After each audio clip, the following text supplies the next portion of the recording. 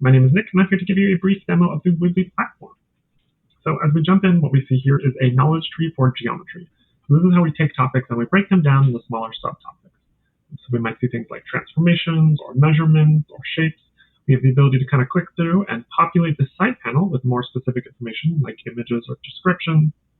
And one of the things we can do is kind of navigate this tree.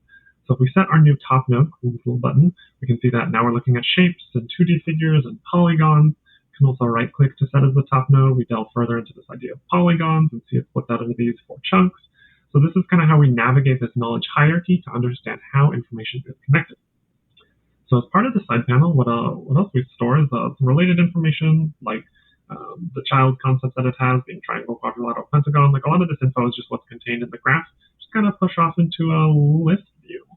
One of the other things we see is properties. So we add a bunch of properties to denote these concepts to tell students how they are similar or different from anything else.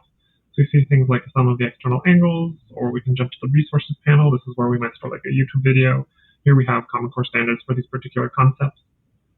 We have this idea of grouping. So this is one of the main learning features as we jump into quadrilaterals, to be able to say that, hey, if we're looking at quadrilaterals, the number of parallel sides might help us distinguish between these different sets of ideas, and say that, hey, these 3 have 2 sets of parallel sides where trapezoid only has 1. So not every concept has a grouping. Some of them do. Helps give learning features. We have a search bar here where we can go in and we can select some ideas. We have this filter panel over here. Let's see if it's going to, so we can do things like update the knowledge level.